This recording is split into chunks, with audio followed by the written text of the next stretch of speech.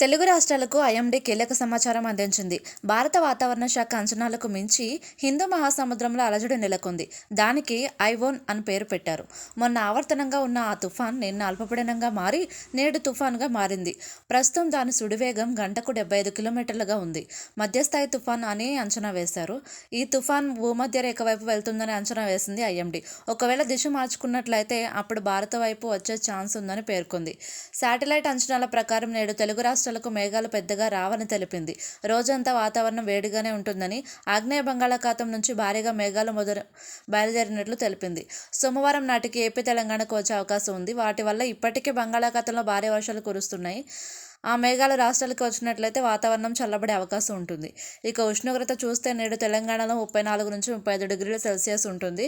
హైదరాబాద్, రామగుండం, గద్వాల్, మహబూబ్ నగర్, తండూరు, నిజామాబాద్, జగిత్యాల, ఆదిలాబాద్ నేడు ఎండలు దంచుకొడతాయి.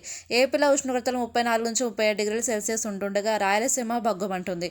అనంతపురం, కర్నూలు, ఆదోని, రాయదుర్గం, గుంతకల్, నంద్యాల, పులివెందుల, కడప, ప్రొద్దుటూరు, కదిరి, హిందూపురంలో వేడి ఎక్కువగా ఉండే అవకాశం ఉందని వాతావరణ శాఖ అధికారులు పేర్కొన్నారు.